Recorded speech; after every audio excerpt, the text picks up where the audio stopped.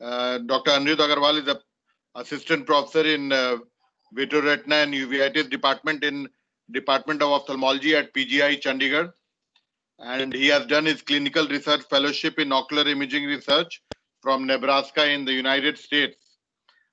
He did his ophthalmology residency from PGI Chandigarh, and he is the recipient of numerous awards. He has received the Bayer Global Ophthalmology Association Project Fellowship Award, the Carl Kamras Best Researcher Award, G.M. Pahwa Award, Narsingh Rao Award, Carl Herbert Award, and in 2015 he was felicitated by the Honorable Prime Minister for his excellent contribution in ophthalmology. He has authored more than 150 publications and 36 chapters in different various books. A very warm welcome to Dr. Anirudh Agarwal.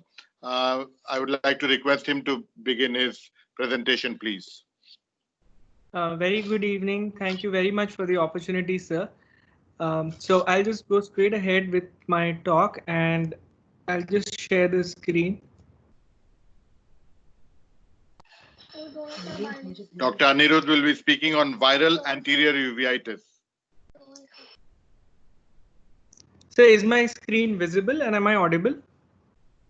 Yes, very clear and very loud. Very good.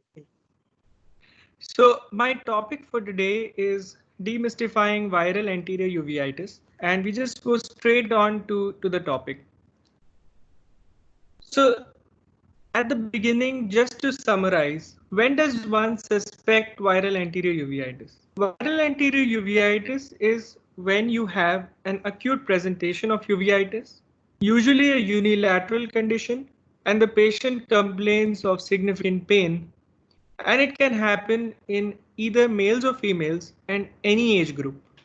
The two of the most cardinal findings that we recognize with viral anterior uveitis include elevated intraocular pressure and certain iris signs, the details of which we'll come to later.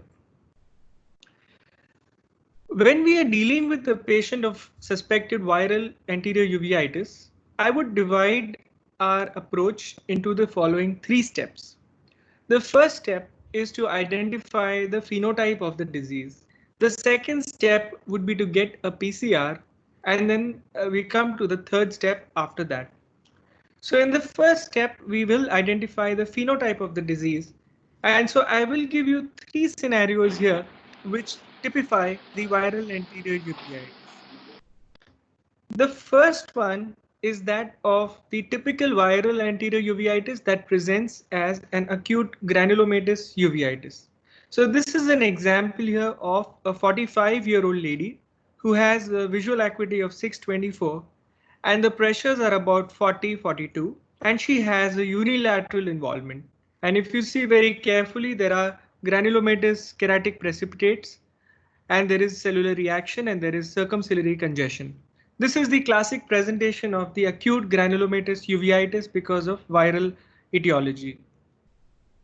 This is the second scenario here where you have a young male with very few old keratic precipitates and there is no cellular reaction, but what you have is a corneal edema and inflammation and the IOP is very high. It's in the range of nearly 50 and the visual acuity here is 636, and this is what we refer to as the so-called Posner-Schlossman syndrome, where you essentially have a sort of a white and quiet eye but very high intraocular pressure because of viral etiology.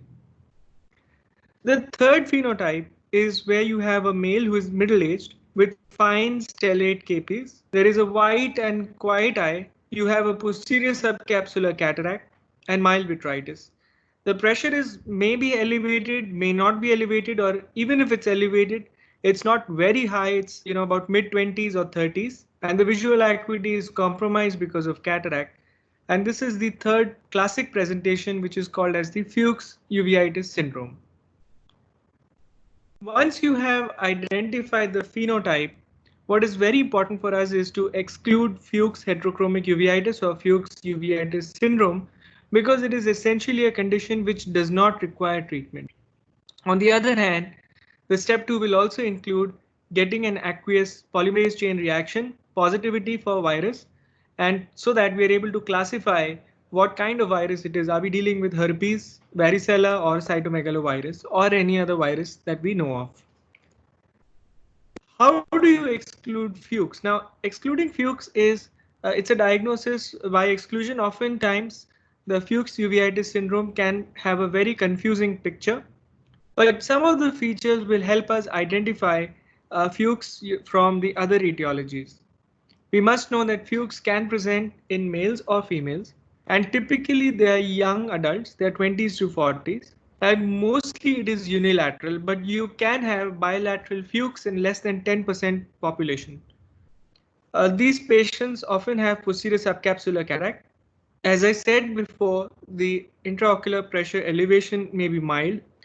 Usually the eye is white, and you may have fine white stellate capes which are diffusely distributed throughout the cornea. So you may have these stellate keratic precipitates. Some books, some articles may call these keratic precipitates as microgranulomatous keratic precipitates. These patients also have very classic iris features, which include diffuse stromal iris atrophy, which is actually very commonly seen. So if you compare the picture where you have a cataract, you have the iris pattern which is completely lost, suggestive of stromal atrophy. You may have the transmission defects in the iris because of the atrophy. And often you will find that there could be iris nodules. And one feature that differentiates Fuchs is the heterochromia, which means that the iris may be lightly pigmented in Indian eyes compared to the contralateral eye.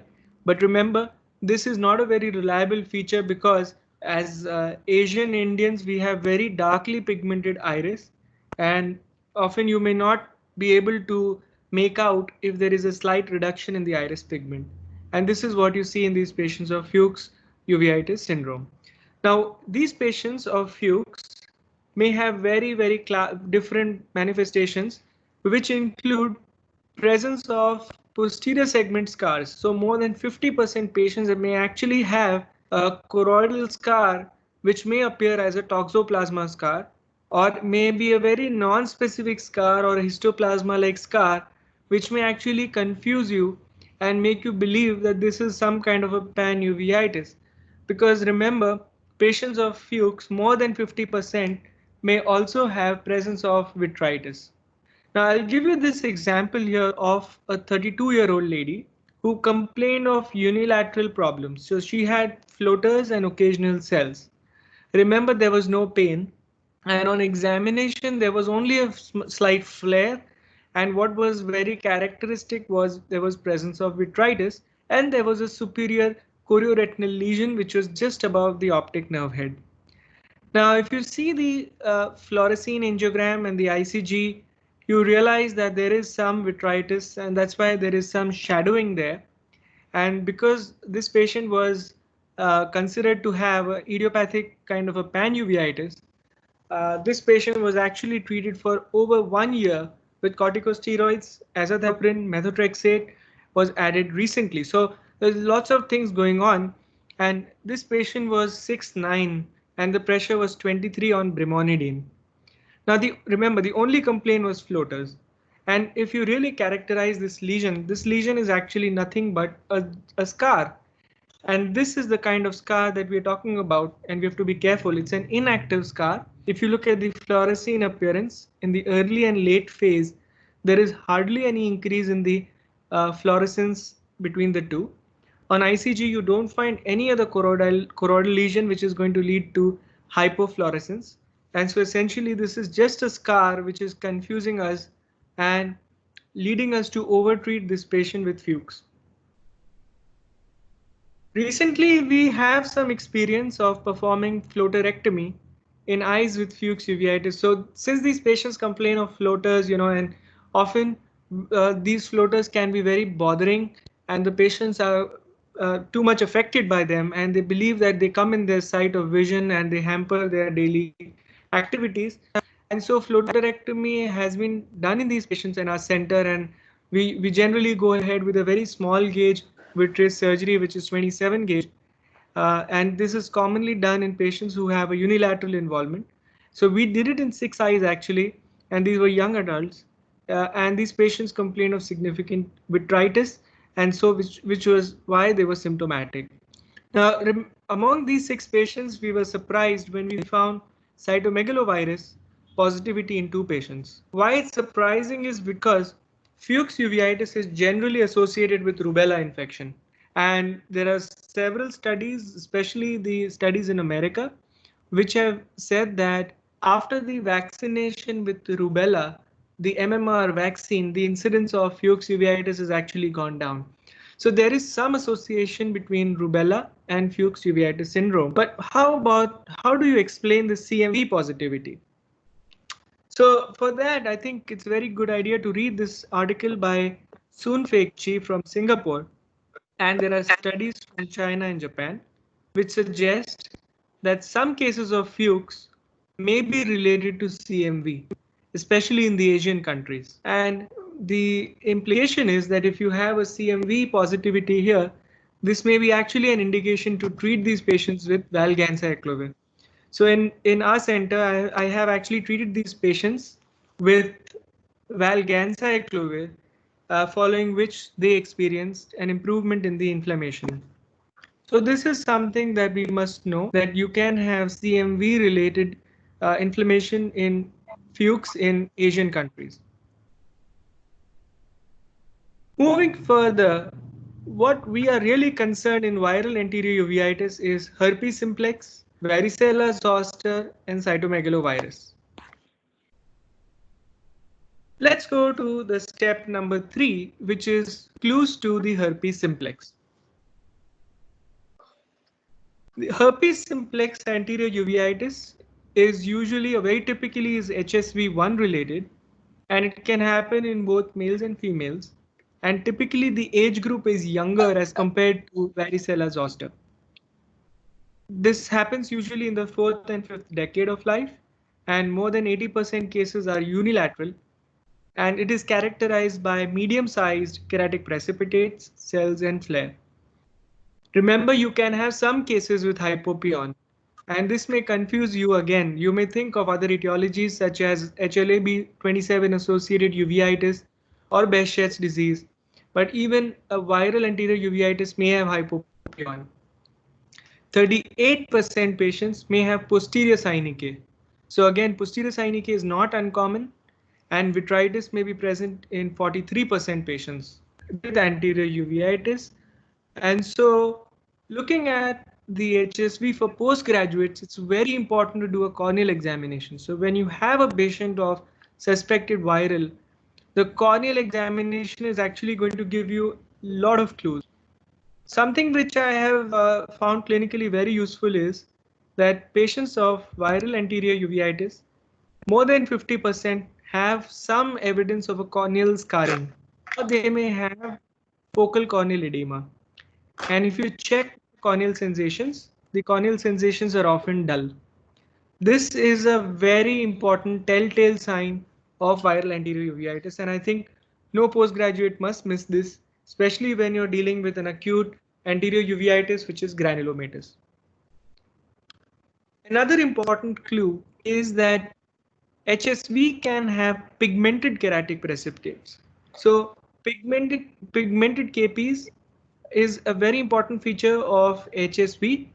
Although you can have pigmented keratic precipitates in some other conditions, such as sarcoidosis or certain endophthalmitis, which is because of certain organisms like Propionibacterium. But pigmented keratic precipitates is something that should make you remember of HSV. So moving on to the morphology of keratic precipitates in HSV, as I said, significant proportion of eyes may have KPs. 70 to 80% eyes may actually show keratic precipitates, and these KPs are granulomatous and they show dramatic response to therapy. The iris involvement in herpes simplex typically presents with a sectoral or a patchy iris atrophy. Remember that diffuse iris atrophy is less common, and diffuse iris atrophy is more common in varicella zoster. These patients may also have endotheliitis, which will manifest as a focal corneal edema, and under that corneal edema you will have KPs, a collection of keratic precipitates, and that is the clinical appearance of endotheliitis on a slit lamp. So it's very important for postgraduates to do this retroillumination examination, which will tell you the presence of iris atrophy by transillumination defects. So you can also, again, you can do the anterior segment fluorescein angiography, where you'll find that the vasculature is affected and there is atrophy of the iris stroma. And in the second picture, you can see there's so much vascularity. Virus brings along with it a lot of vascularity in the iris. So just to re-emphasize HSV once again, HSV has acute presentation. It's never usually chronic.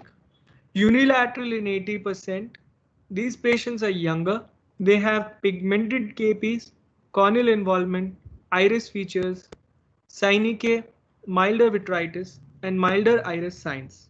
So all this is comparatively mild, and let's just multiply all of that, and what you get is a varicella zoster. So varicella zoster occurs in about 40 to 60% patients with herpes zoster ophthalmicus. And again, these clues include the skin lesions and a past history of herpes zoster involving the facial dermatomes and the tip of the nose.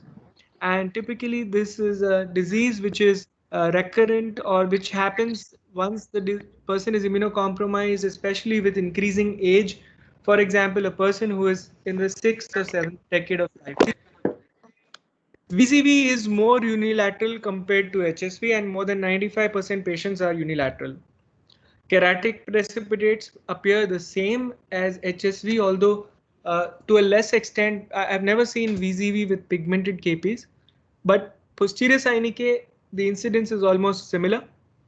But most eyes, more than 80% eyes, will have significant vitritis, and the corneal sensation loss is rather profound. So walking through certain examples, this is a patient with severe inflammation. So you can see number of cells are very high. It's more than 3+ cells. Flare. The corneal edema is also very important, and you will have diffuse iris atrophy. Vitritis is often significant, severe, and the corneal sensations are much decreased compared to the herpes simplex virus.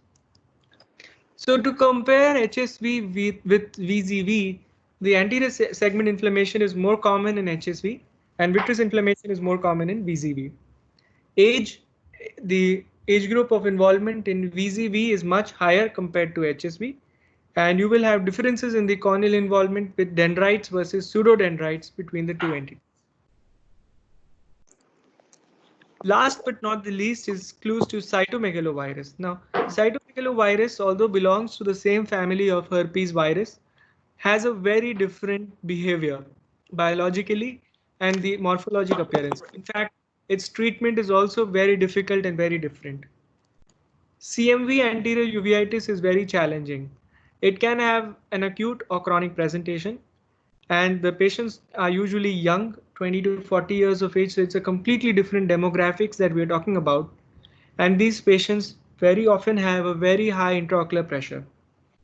And this signifies the level of trabeculitis that this virus can cause.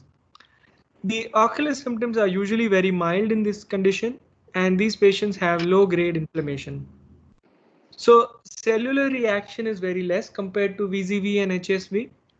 Usually these patients do not have any posterior synechiae, and this is one very important differentiating feature. These patients do not have vitritis, and they have an intact corneal sensation. So as you can see, just your corneal sensation and anterior segment iris examination is going to reveal a lot of information that you will ultimately end up getting from your PCR. So it's very useful to do a thorough slit lamp examination in these patients. This is a representative case here of a boy. This was a young boy, 6-year-old, who had these diffuse KPs in the cornea, and there was very mild iris atrophy. In fact, this patient, you could not really appreciate a lot of cells. There was just KPs. The eye was otherwise white. There was some flare, and we subjected this patient to a lot of treatments. This patient was seen elsewhere, and you can see in the disc picture, which is number 2, the right in the center, you can see that this patient actually developed a hemorrhage at the disc, at the inferior margin, and this patient had an increase in the cup. So the cup disc ratio almost increased, to 0.6. And this patient was ultimately, we did the AC paracentesis and obtained CMV DNA. And this patient was treated with valganciclovir. And you can see the last follow-up picture of the disc, optic disc, which is showing you a decrease in the cup disc ratio. So in young, especially in young children, younger adults, where you have sudden intraocular pressure rise, some of the structural signs of the optic disc can be reversed if the pressure is controlled and if you start appropriate therapy.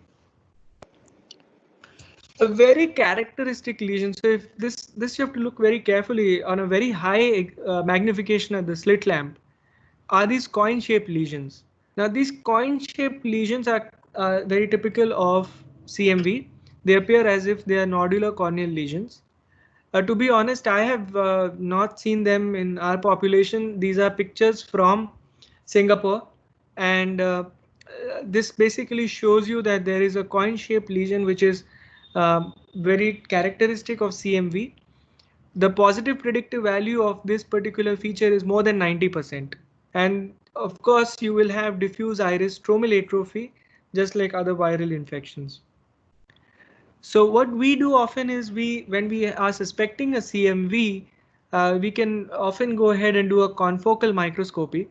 Take your help with your cornea specialist, get a confocal microscopy to see if you can pick up these lesions. If not on the slit lamp, then at least on the confocal. Another important aspect here is that although you have these corneal features, it's very difficult to elicit a decrease in the corneal sensations. Again, if you look carefully in this picture, there is no posterior synechia. So the pupil is nice and round, and you have this anterior inflammation. Now, just to reiterate, there are certain points on polymerase chain reaction, and often a lot of us have a question, what if you don't have a PCR, or what if a PCR is negative?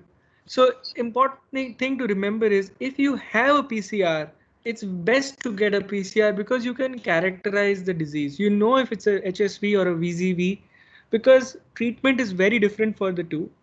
And if you by chance pick up a CMV, like we did in our patients of Fuchs, the treatment is entirely different and consists of a totally different agent. But if you don't have a PCR, you can rely on your clinical signs and you can go ahead and treat the infection, especially if you feel that the pressure is high, there are iris features, the corneal sensation is low, it's a recurrent uveitis. I would re-emphasize the point recurrent uveitis because in the first episode, we may not be sure, we may not have exactly all the features. And in the first episode, we may not be very willing to go ahead with antiviral therapy, especially in the absence of an evidence of PCR. So a negative test does not rule out viral infections. So we've had several patients in our practice. You do a tap and it's negative. So there are various reasons for this. One being, the most common being that the tap was very low sample. The volume was low, the viral load was low, or the sample was taken at the time where the inflammation was controlled. So if you have a chance, the best time to take the AC tap is when the IOP is the maximum. So when you have a high IOP, control it with Diamox and with other agents and go ahead and do a tap. That will give you the highest yield. Sometimes there are certain inhibitory compounds in the anterior chamber fluid which may give you a false negative result. Is false positive possible? So technically it is positive, it is possible, but it's very uncommon to get a false positive viral PCR from the aqueous fluid. And really if you get a positive test, that becomes an indication to treat. So best AC tap is done best when the IOP is high and no antiviral therapy has been given. This will not affect the viral load, and there's a very high chance that you will get a PCR positivity. Again, certain multiplex PCRs are superior, and I won't go into the details for that, but you should go for a superior PCR test, which will also give you a quantitative result of the viral load from the anterior chamber. There are other things that you can do. As I mentioned before, you can do an anterior segment OCT to look at some of the corneal features. You can do a confocal microscopy to see the owl eye lesions in CMV, anterior uveitis. But what is most important for postgraduates, and I'm going to re-emphasize something that is most important for the postgraduates, is to dilate the pupil and see the fundus. Lot of times you will have anterior granulomatous uveitis, and if you don't pay attention, there will be an acute retinal necrosis lurking in the retinal periphery, and if you don't pick it up, it's going to cause devastating consequences for the retina. On acute retinal necrosis, or any necrotizing viral retinopathy for that matter, is a true retinal emergency, and it requires emergent antiviral therapy because the diagnosis is clinical. And for these patients, the best thing to do is to dilate the pupil and do a complete examination of the retinal periphery as well. If you're not able to see the retinal periphery because of various reasons such as cellular reaction or media haze, you give the patient topical therapy and call back the next day, but make sure you have a very good fundus examination to rule out acute retinal necrosis. Let's go to the therapies for viral anterior uveitis. So for HSV, this is again just limited to your anterior uveitis. And for HSV, in our clinical experience, we realize that, we treat these patients with antiviral agents, we give them topical therapy, but they tend to come back. So the best thing to do is to counsel the patients very carefully at the very beginning. You have to take these medications for at least 4 to 6 weeks without fail, and continue thereafter a prophylactic dose. I'll come to that. But this is because most patients are going to default in your initial 4 to 6 weeks. And this is what is going to guide your number of recurrences. The conventional agent for treatment is oral acyclovir, which is 400 milligram 5 times a day. But because this is a very intensive therapy, we prefer valacyclovir 500 milligram 3 times a day for at least 4 to 6 weeks. Valacyclovir is more expensive, so some patients may be unwilling for that, and in those patients, acyclovir may work better. Treat the anterior segment inflammation with topical corticosteroids, and depending on the inflammation, we can go ahead with prednisolone or betamethasone, whatever you like or use in your practice for the anterior uveitis. And cycloplegic agents, of course, atropine or homatropine, depending on the level of inflammation, pain, and the ciliary congestion. Maintenance therapy for HSV is oral acyclovir 400 milligram twice a day, or valacyclovir 500 milligram twice a day. Now there is no guideline on how long to continue these, and most articles will just say for several years to prevent the relapse. So maintenance therapy, as long as the patient is willing to take, and in our routine, in our clinical practice, as a practical point of view, we at least give it for a year or 2 years till the time the patient is sick of it and you're sick of seeing the patient. So, this is just practical. But if you look at the literature, it just says you go on treatment for several years to prevent relapse. Varicella zoster virus and severe HSV. So if you have a patient who has severe HSV or VZV, we go with full dose antiviral therapy. And that would be acyclovir 800 milligram 5 times a day, or valacyclovir full dose, that's 1 gram 3 times a day. Again, we give it for 4 to 6 weeks along with topical corticosteroids and cycloplegic agents.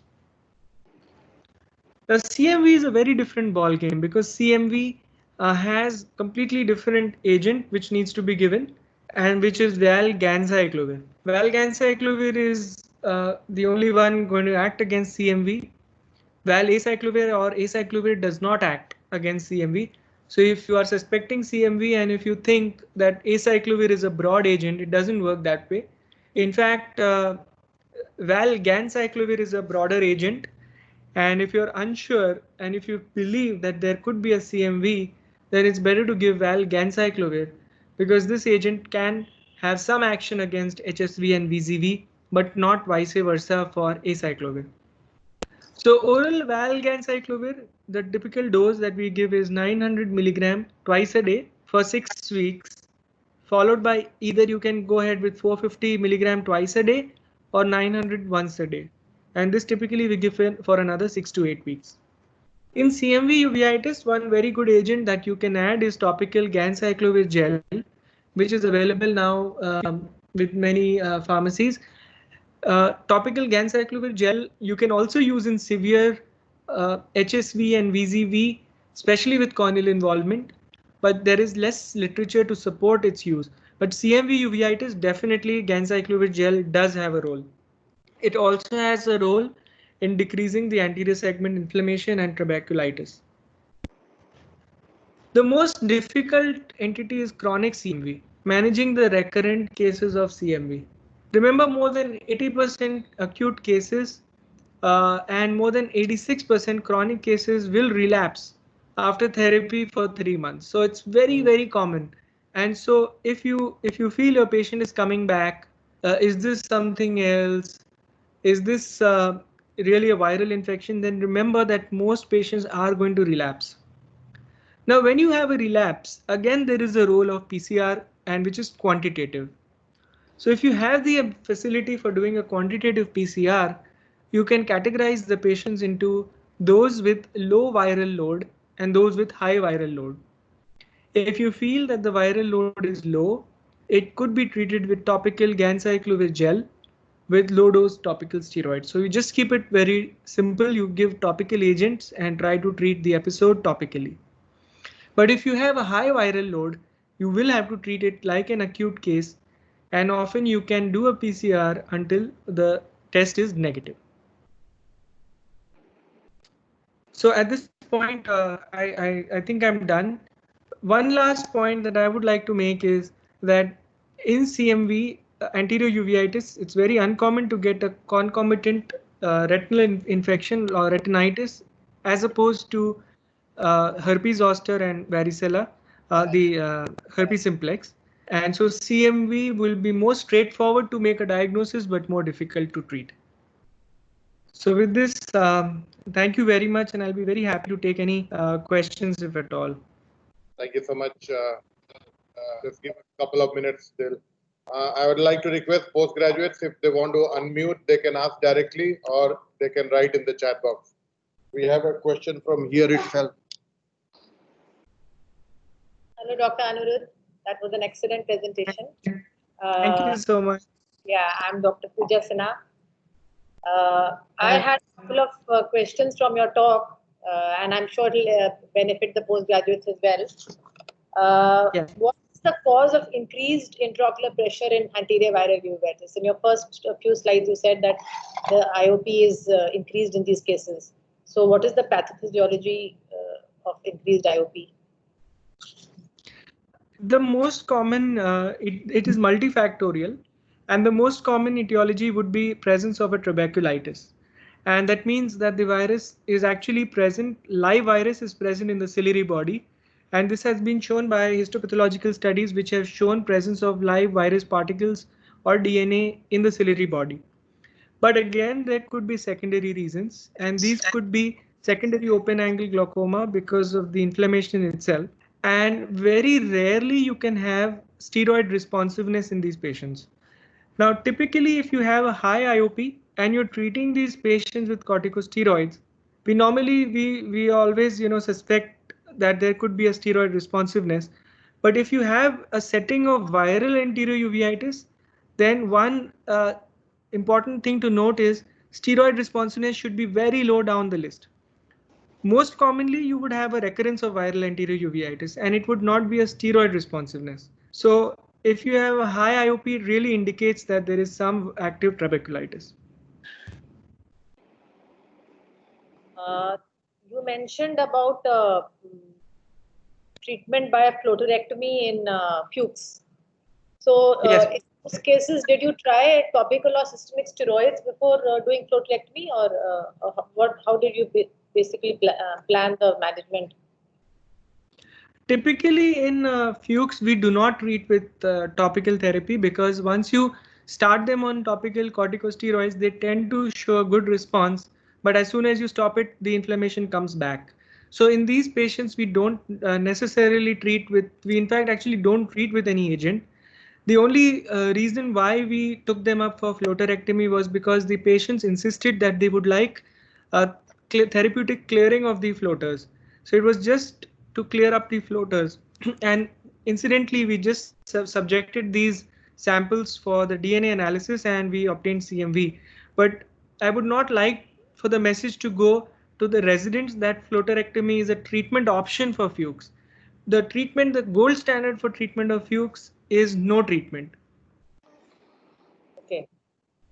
And it was very interesting that you found CMV retinitis in those cases. So I think that was a blessing in disguise for the patients because the treatment management then changes. Yes. Now we have this COVID-19 era. So are you seeing cases with anterior viral uveitis in COVID-19 patients? Have you come across any, and how do you treat them? So actually, we have not come across any patients of anterior uveitis with COVID. With COVID, the only, in fact, we have conducted a meta-analysis and that is under review in +1. And what we found is that most patients will have a kind of a conjunctivitis, which is follicular, but not exactly the follicular conjunctivitis of HSV. And this is mostly patients who have large dilated vessels, episcleral vessels with COVID, and they have some follicles in the palpebral conjunctiva. And this is the most common manifestation of COVID. Of course, there are reports now of retinal involvement with vascular occlusions and all. And but we have not come across uveitis in COVID. Artery occlusions, the CRAO, I think.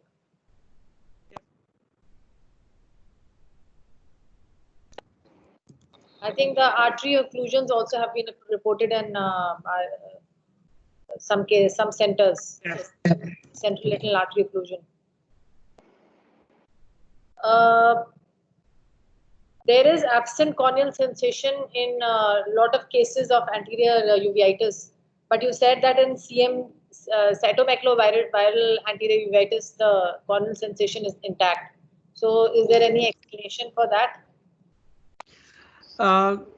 The explanation for that would be that CMV, unlike HSV and VZV, which are neurotrophic viruses, they love to reside inside the nerve cells. And unlike that, CMV loves the endothelial cells. So CMV will be mostly present in the endothelial cells itself and not affect the corneal nerves. And probably that is the reason why you have intact sensations in these patients. I think that's a very important take-home message for the postgraduates. I hope you listen to his points, and that is the explanation that the corneal sensation is intact in CMV and absent in herpes simplex and zoster. If there are any other questions by postgraduates, you're free to unmute and ask. Certain questions on the chat which I've tried to answer. Okay. And of course, once you have ganciclovir resistance in CMV retinitis, it is very difficult. I think Foscarnet is not available in India. Some centers can get Foscarnet, I believe, if you request. Cidofovir is not available again. So if you land up with ganciclovir resistance, I think it's a very difficult situation. And again, someone has asked the dose of ganciclovir gel. Typically, we start 4 times a day topical application of the gel, and we just titrate it. We go ahead, reduce it to 3 times, twice, and depending on the inflammation. Okay.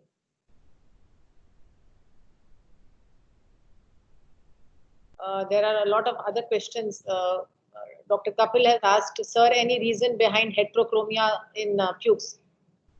Yes. So heterochromia is because you have the iris stromal atrophy and you have loss of the iris stroma. The pigmented epithelium of the iris is specifically affected in these patients, and which is why you can have the iris becomes lighter in color, and so you have heterochromia. Okay. Then there's another question by Dr. Kapil, whether stellate, satellite KPs and fine KPs both are the same things or different entities? So I'm not sure what is a satellite KP. A satellite KP. Maybe. So fine KP essentially would mean non-granulomatous KP, which would be an endothelial dusting. So a fine KP would indicate a non-granulomatous inflammation.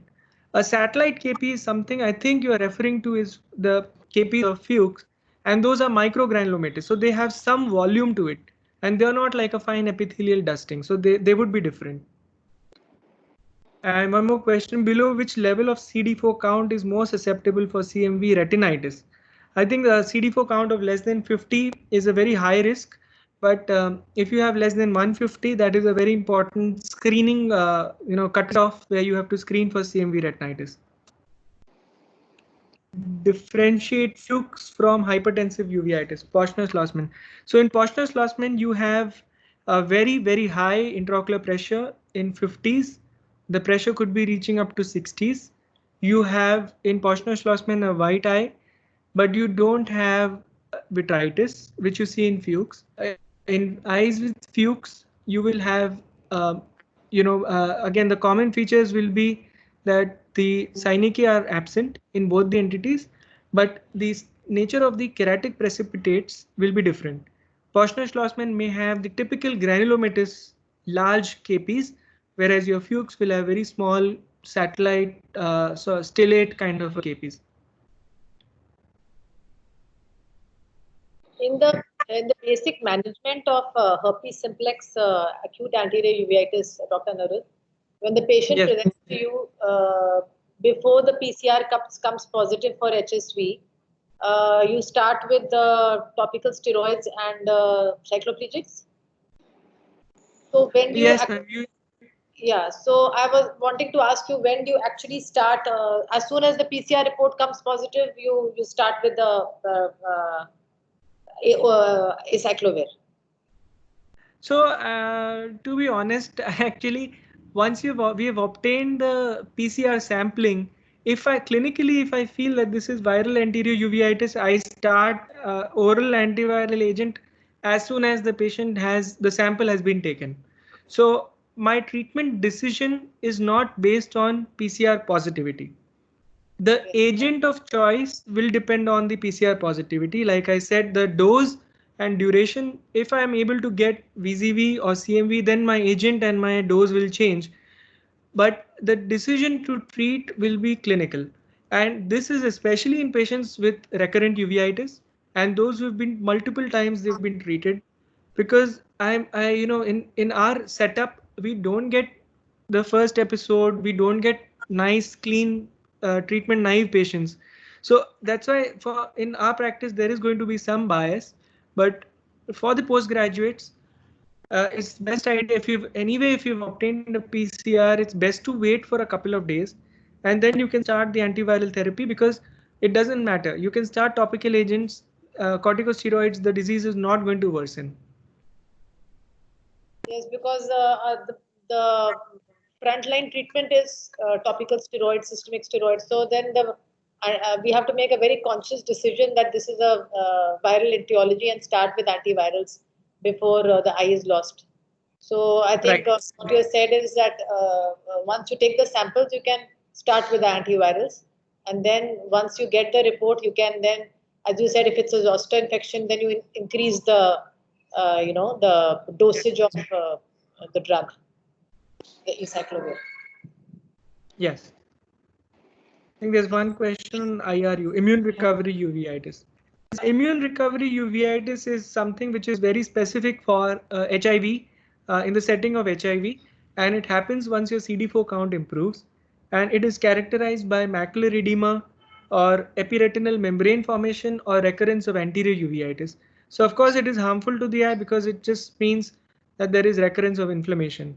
So these patients have to be treated with corticosteroids.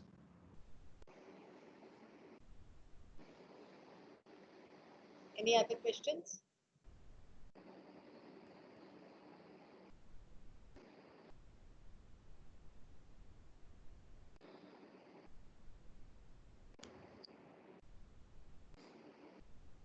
You can unmute and ask directly also.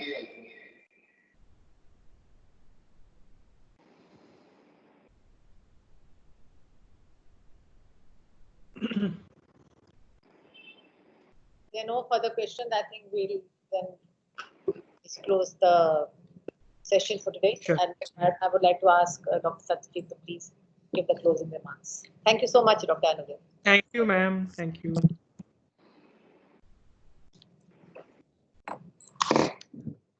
Thank you, Dr. Anrit, for that amazing presentation and answering all the questions for the postgraduates. Thank you, sir. For taking out time. Thank you so much. We are very, very grateful to you. We are also very grateful to Dr. Manisha Agarwal, who helped us organize all this from Shroff Eye Center. And I would like to inform all the postgraduates that Dr. Manisha Agarwal will be speaking tomorrow on mishaps in infectious posterior uveitis. So that will be at 5 o'clock tomorrow. And we look forward to seeing all of you tomorrow at that time. Thank you so much, Dr. Anrit, once again. And I would like to thank Intas Pharmaceuticals, Manish ji and Chandrasekhar ji once again for helping us in getting this all together. Thank you so much. Thank you so much to all the postgraduates. Bye.